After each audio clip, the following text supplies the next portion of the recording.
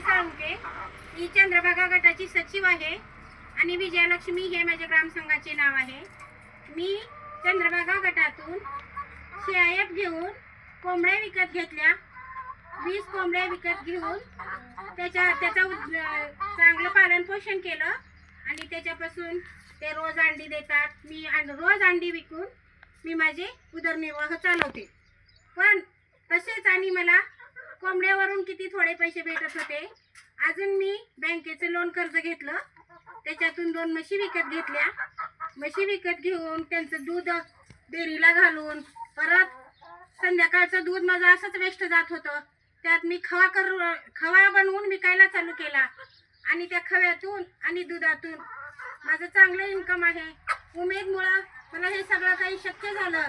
धन्य धन्य उमेद आणि धन्य धन्य मी ही गटात। नमस्कार।